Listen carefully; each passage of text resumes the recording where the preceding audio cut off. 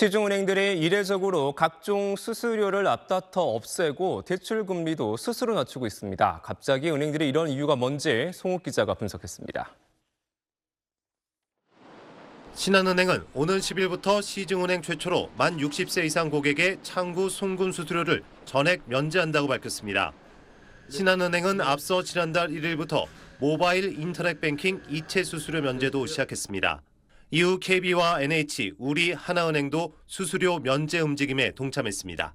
이들 5대 은행은 또 취약차주의 중도 상환 수수료를 1년간 한시적으로 면제하기로 했고 개별 은행이 임의로 덧붙이는 가상금리를 줄이면서 대출금리도 낮추고 있습니다. 은행들은 이런 이례적인 조치들에 대해 취약계층의 부담을 완화하기 위한 차원이라고 설명하지만 이자 장사로 역대급 실적을 낸 은행권에 대한 비판 여론과 당국의 압박이 영향을 미친 것으로 풀이됩니다. KB와 신한, 하나, 우리 등 4대 금융지주의 지난해 순이익 전망치 평균은 16조 5천억 원으로 역대 최대입니다.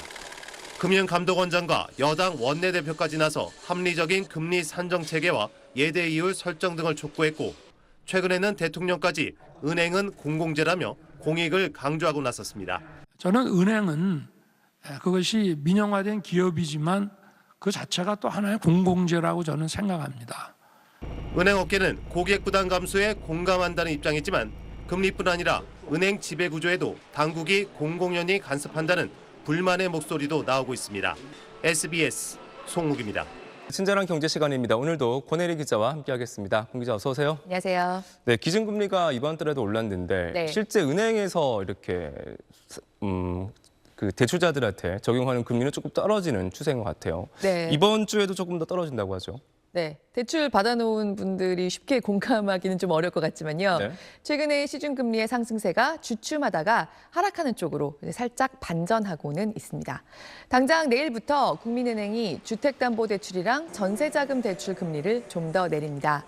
특히 국민은행 전세대출 상품 중에 금리가 지금보다 최대 1.3%포인트 정도 내려가는 것도 나옵니다. 하나은행도 오늘부터 은행에 직접 가서 받는 주담대와 전세대출 상품 중에서 몇 가지의 금리를 0.3%포인트 내리기로 했습니다. 근데 이 두 은행이 사실 지난주까지 시중의 메이저 은행들 중에서 금리 상단이 더 높은 편이었거든요. 그래서 이들이 이렇게 내리고 나면 좀 더 낮았던 다른 큰 은행들까지 포함해서 주택담보대출 변동금리가 4% 후반에서 6% 후반까지 대체로 5, 6%대가 될 겁니다. 지금 1금융권의 4대 은행 기준으로 말씀드리고 있는데요. 이렇게 되면 석 달 전, 지난해 10월 정도 수준으로 시중금리가 돌아가는 겁니다. 근데 올해가 시작될 때만 해도 1금융권에서 주담대 금리 상단이 8%를 돌파한 적도 있습니다. 하지만 그 후로는 대체로 금리가 하향 조정되는 분위기입니다. 한국은행이 기준금리를 지난 13일에 한 번 더 올렸지만요. 그 후로 오히려 시중금리들은 편하게 낮아지고 있습니다. 권 기자도 아까 얘기했지만 네. 금리가 낮아진다고는 하는데 네. 저도 마찬가지지만 대부분이 대출이 있는 분들은 낮아지는 거 맞아? 이렇게 좀 의문을 제기할 것 같아요. 네, 그렇습니다. 지난 1년 동안 급격히 늘어난 이자를 감당하고 있는 많은 분들이 네. 전혀 공감을 못하실 것 같긴 합니다. 일단 방금 말씀드린 하향 조정된 금리들은 앞으로 새로 대출을 내는 분들만 느끼실 수 있습니다. 이제 큰 폭으로 한꺼번에 떨어지는 것들은 은행들이 자체적으로 가산금리를 조정해서 신규 대출부터만 적용하는 거기 때문입니다. 그리고 전반적인 시중 변동금리의 기준이 되는 지수, 신규 코픽스란 지수도 최근에 1년 만에 처음으로 0.05%포인트 아주 조금 내리기는 했는데요. 기존에 변동대출 받은 분들 중에 조만간 새 금리로 바뀌는 분들은 오히려 완전히 반대로 느끼실 겁니다. 근데 보통 변동금리 대출은 그동안 변한 금리를 적용하는 주기가 6개월이나 1년이죠. 근데 1금융권의 주담대 금리 구간이 6개월 전이랑 비교해도 많이 올라 있고요. 1년 전이랑 비교하면 2%포인트 이상씩 훌쩍 올라 있거든요.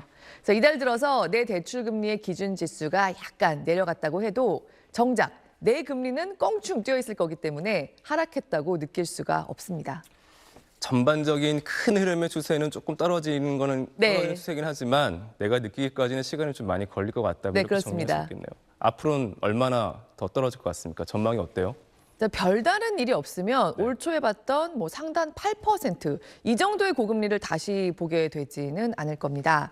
하지만 대출자들의 부담이 여전히 큰 지금 상태가 상당 기간 이어지지 않을까. 그러니까 더 크게 떨어지기는 당분간은 어렵다는 겁니다. 근데 지금 금리가 좀 내린 이유는 복합적입니다. 넓게 봐서는 미국이 기준금리를 더 이상 많이 올리지 않을 거고 경우에 따라서는 인하 타이밍을 재기 시작할 수도 있다는 약간 희망 섞인 기대까지 나오고 있거든요.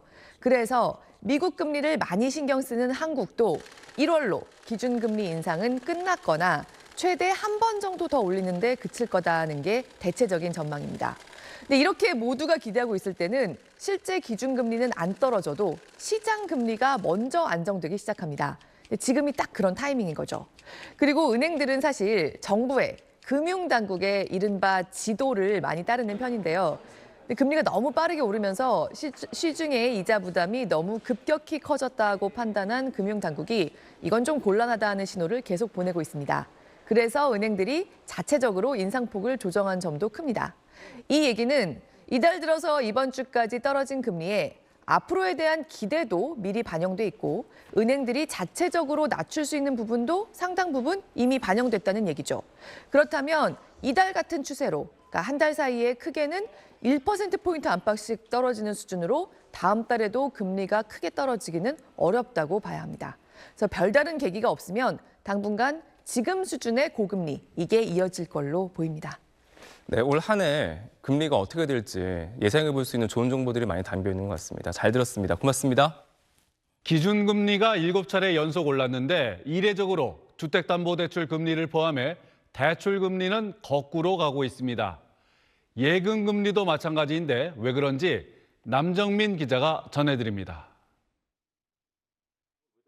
은행권 주택담보대출 변동금리의 기준이 되는 코픽스가 한 달 전보다 0.05%포인트 떨어졌습니다. 소폭이지만 지난해 1월 이후 11개월 만의 하락인데 은행들은 당장 하락폭을 반영하기로 했습니다. 한국은행이 연속 7번째 기준금리를 인상했지만 대출금리는 오히려 떨어지게 된 겁니다. 코픽스는 예적금과 은행채 등의 금리 변동이 반영되는데 지난해 말 금융당국은 예적금 금리 인상 자제령을 내렸고 채권 시장이 안정되며 은행채 금리도 내려갔습니다. 기준금리 인상이 금리에 선반영된 점도 영향을 미쳤습니다. 기준금리 인상이 거의 마무리 시점에 다가가고 있다. 향후 기준금리가 어떻게 움직일 거냐에 대한 기대가 훨씬 더 중요한 거거든요.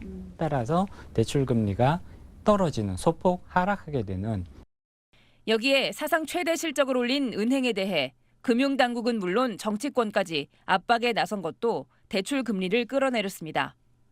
우리은행이 지난주 주담대 가산금리를 최대 0.9%포인트 내렸고 NH농협도 오는 20일부터 주담대 변동금리를 0.8%포인트씩 일괄 낮추기로 했습니다. 비정상적으로 치솟던 대출금리에 제동이 걸렸지만 이미 고금리 대출을 받아 이자 부담에 시달려온 소비자들은 불만을 나타냈습니다.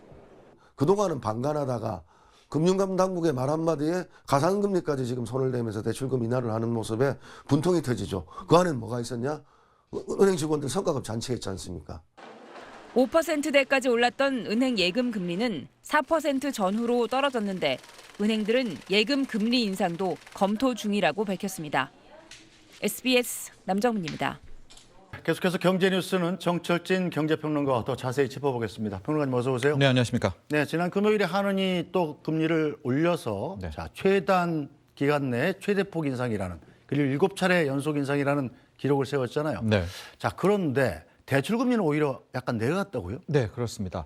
지난주에도 말씀을 드렸죠. 기준금리 인상에도 오히려 대출금리는 떨어질 가능성이 높다. 이유는 크게 두 가지입니다. 네. 첫 번째는 그동안의 시중은행들이 앞으로 금리 오를 것을 좀 과도하게 선반영한 측면이 있습니다. 그러니까 실질적으로 금리 인상을 했음에도 불구하고 지금 시장에서는 이게 끝이냐 마냐 이런 얘기가 나오잖아요. 그러니까 시중 금리는 먼저 빠르게 떨어진 겁니다. 자, 지금 표를 보셨는데요. 은행들이 자금을 조달하는 걸 코픽스 금리라고 합니다. 근데 신규 취급액 같은 경우에 12월에 오히려 4.29%로 더 떨어지는 그런 현상이 나왔고요. 두 번째 이유는 금융당국의 압박입니다. 예금 금리를 올리지 마라. 뭐 이렇게 얘기를 해서 지금 국민들의 원성이 자자하잖아요. 그래서 한 2주 전부터 이제 대출금리도 좀 가이드라인을 주고 있거든요. 이런 두 가지 요인이 더해지면서 뭐 한국은행의 기준금리 인상에도 시중의 대출금리는 떨어졌다 이렇게 볼 수 있겠습니다. 네, 대출이 이제 깎아준다는데 싫어할 사람은 아무도 없겠습니다만 소비자 입장에서는 약간 좀 혼란스러울 수 있을 것 같네요. 그렇죠. 그래서 지금